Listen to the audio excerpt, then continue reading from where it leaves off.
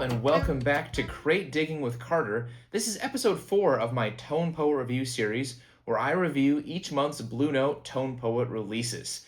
I'm covering April 2026 releases of Hootin N Tootin by Fred Jackson and Mothership by Larry Young. Apologies for coming to y'all a little late. I'm recording here in May, but April's releases are fantastic and I can't wait to jump right in. So, let's go ahead and jump in, but before we do, I wanted to talk through, as always, my ranking system. So I rank each record based on 4 points: presentation, approachability, music quality, and value, and then give you an overall score out of 10. So without further ado, here we go. Our first release of the month is Mothership by Larry Young. This was recorded in 1969 and was the last recorded record on Blue Note by Larry Young. It's got a strong lineup on here. It's got Lee Morgan on trumpet. What more needs to be said there? It's got Herbert Morgan, no relation to Lee Morgan, on tenor sax, and it's got Eddie Gladden on drums. This was, like I mentioned, was recorded in 1969, but it was not released until 1980 as part of the LT series, which was a series in which Blue Note released previously shelved music from the golden era of Blue Note, if you will, from the 50s and 60s. So let's start by talking about the presentation of this Tone Poet reissue of this record. So first of all, this cover here was not the original 1980 cover. As part of the LT series, the covers looked very different than what you would traditionally think of a Reed Miles Blue Note cover. So I'll throw up a picture of the original cover now, and you can see the difference. So you'll see that it doesn't include any images of like the artists themselves. Rather, it just kind of says the artist's name. It says the title in small text beneath it, and it has a picture of something associated with the record, I suppose. So that is the original cover. This album was then reissued later as a CD in the 1990s, and when they did the CD reissue, a gentleman by the name of Patrick Rokes was hired to redesign the cover to what you see now, which has then been now re-released onto vinyl.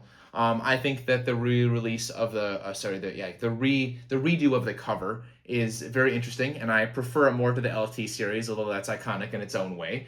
But yeah, I think this is a great cover that we have here. So, you know, it's in the style of Reed Miles. It suggests a traditional Blue Note cover, but it's also in color here too, which I think is really nice to see. You don't get to see a lot of times the artists in color. A lot of the photos, session photos, were in black and white, so that's really cool. I think they did a great job. I always love when it has the lineup up top. It's got the great typography on here. And then the color scheme on here is really cool. You get the browns and kind of the oranges emphasized. We've got some great session photos, which is unique to this reissue as part of the Tone Poet series, also in color. And this is fantastic, and I love all these photos here. You can just see the musicians like in the zone, cooking, having a great time, really just focused on their craft. And I love to see that.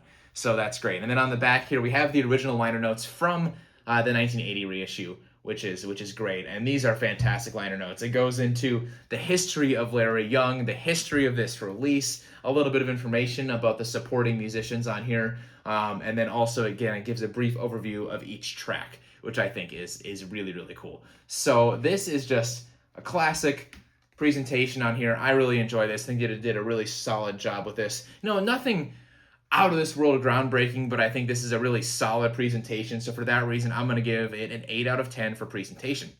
Now, let's talk a little bit about the approachability of this record. What type of music is this? When can I play this? Who should I play this around, right? I always think about that with jazz. You know, not a lot of people, I guess not a lot of people think of jazz as like their favorite type of music. I'm a jazz nerd. I assume if you're watching this video, you probably are as well.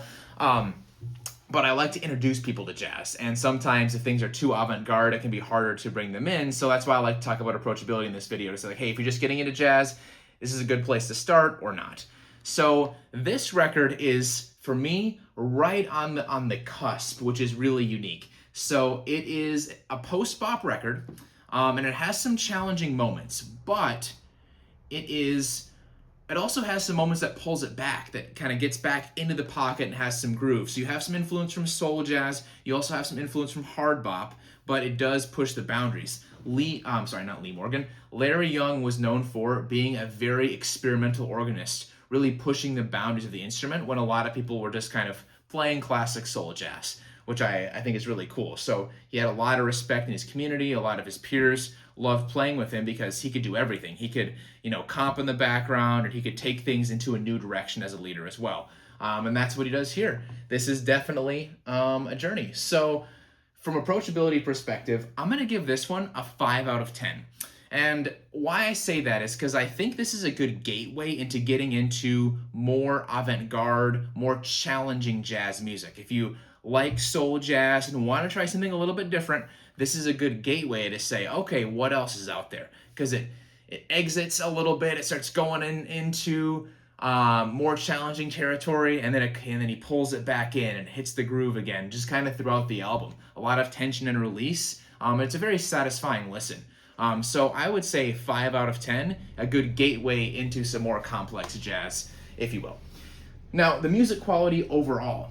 I think this is a fantastic record. Like I mentioned, Larry Young, this is his last release for Blue Note, so he's kind of in the prime of his career on here, killing it. You've got Lee Morgan on trumpet. Anything he's on is just going to be fantastic. He's got some killer solos on here. Herbert Morgan, never really heard of him before, but he was a saxophonist from Newark who kind of grew up with Larry Young, and they played together a lot, so they've got a great chemistry going on there. He's kind of got a punchy approach to playing the saxophone, in my opinion, but definitely adds a unique aspect to this album. And then Eddie Gladden on drums, just propelling the album forward the whole time. You definitely feel like you're in that journey with his drum work on there. So some highlights for me on this are Street Scene. I like that song because it kind of goes in different directions. Like I said, it's in the pocket for a bit. You got some soul jazz, you're grooving along, it's a little funky, and then it starts to go off a little bit as if you were driving through a city. You're cruising for a bit, you hit a stoplight, right? You're cruising for a bit, oh, there's a police car. You kind of have that vision in your head as you're listening to it, but ultimately it just kind of keeps going. It's a cool listening experience, nothing too crazy, but I enjoyed that one. Trip Merchant was another one. It's kind of an epic, and you talk about mothership, right? And you just think of like a journey, like traveling through space. And that track in particularly kind of knocked my socks off because, full of tension and release, full of the journey, the propulsion. It's here and in this field at one point, and then it kind of goes over into this musical direction, and it's really cool. You got some killer solos from everybody involved there. And on this liner notes, this kind of cracked me up. It said, "Larry is the Prince of Darkness" here. I'm not really sure. I didn't get that takeaway personally listening to it, but he says, Larry is the Prince of Darkness, weaving a solo with long, spatial, dark tones that logically spiral up into a tour de force. So, yeah, that's what they have to say about Trip Merchant. So check those two tracks out. Love Drops is a samba, which is kind of cool. So you got a little Latin influence on there, which I really enjoy as well. And the other songs are great as well. No ballads on here, so don't expect this one to kind of put in the background and chill out to. This is definitely better for a more active listening experience, as I kind of implied before. So, my music quality on this one, I'm going to give this one an 8 out of 10. It's a great listen. Is it essential to the jazz world? No, but it's really cool. It's really unique. So definitely check this one out. If you're not sure, stream it first, but it's definitely a solid listen and a unique release. And finally, let's talk about the value. Is this a good value? This is the Tone Poet reissue. You're going to be paying, what, $30, $39, $38, $40, somewhere in there. Is that worth the money? I would, in my opinion, yes. I think it's definitely worth the value. Now, you can go out and find the LT series, the 1983 reissues, and you can find them, if it's VG, maybe for like $20. If it's VG Plus or near mint, you're going to be looking at more about, in that $40 to $50 range. So technically, you could buy an OG copy of that record for $45, $50, but the mastering by Kevin Gray kind of sets it apart. The LT series wasn't known for their quality mastering. They're solid, they sound good, but there is definitely a difference. So that is, Larry Young here, this copy of Larry Young's Mothership is probably the definitive copy to have come out ever.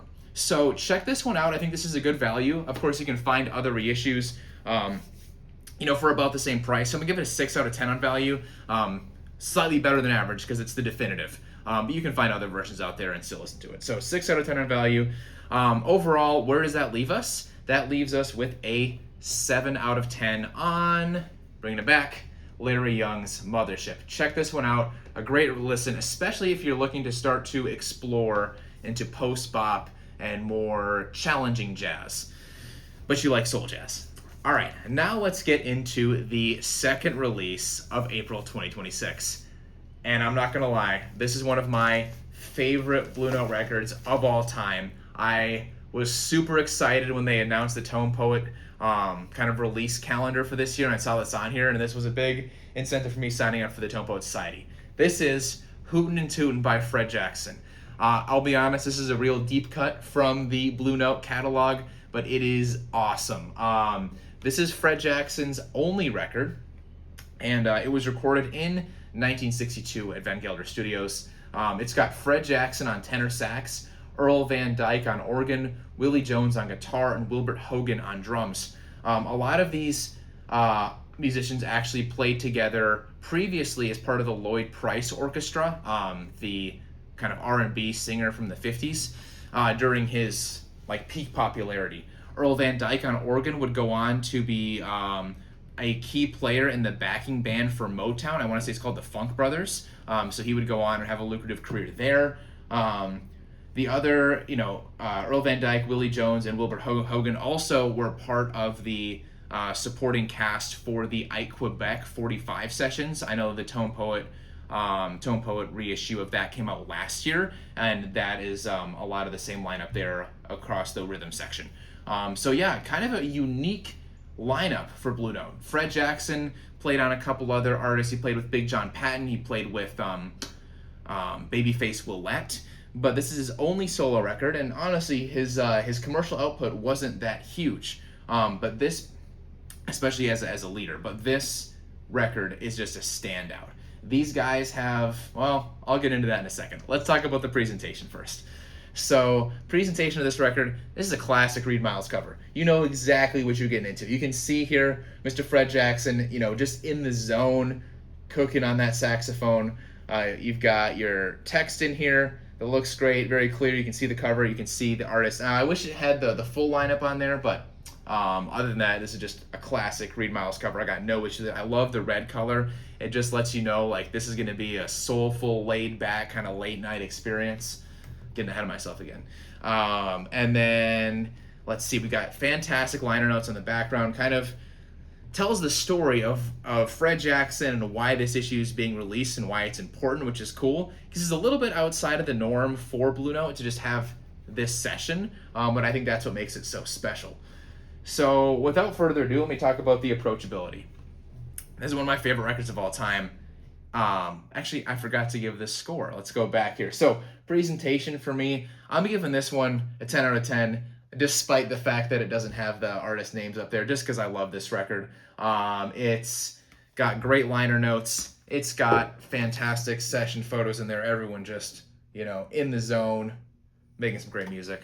And then, an awesome cover. So 10 out of 10 on presentation. For approachability, in my opinion, this record is up there with one of the most approachable jazz records, soul jazz records you could have. You put it on, I can listen to this at any point, at any time of the day, and I am instantly in the groove. I love this record. It's not challenging at all by any means. You could play this at, for dinner, if you're having friends over for game night, if you're in the car with people.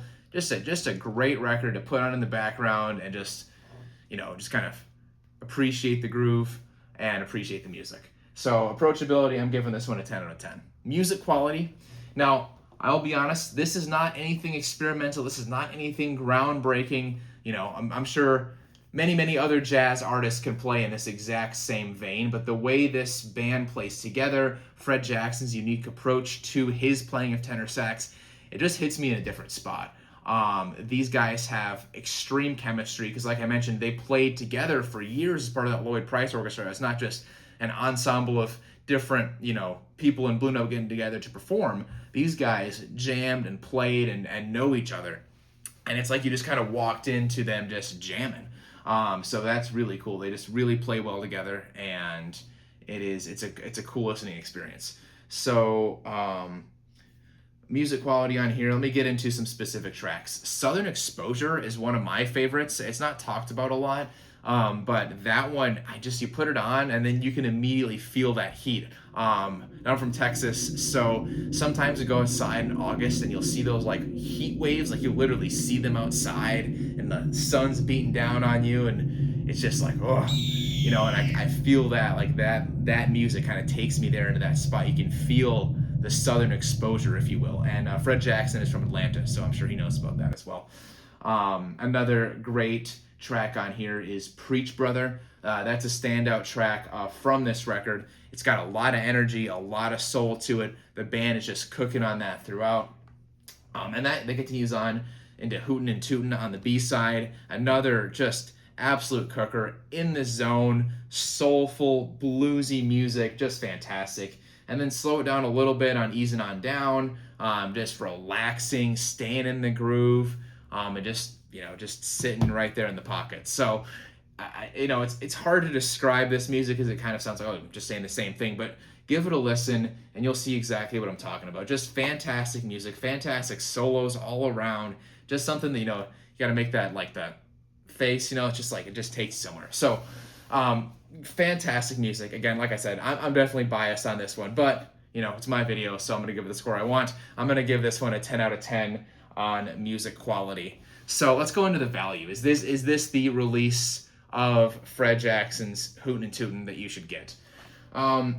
Now, just as a quick overview, reissues of this do exist. There was a reissue, I think it was at a 45 RPM, reissued in the early 2000s. That goes for about 55 or 60 bucks currently on Discogs. And then there are some reissues in the late 60s. There's some CD reissues. But overall, not a lot of reissues.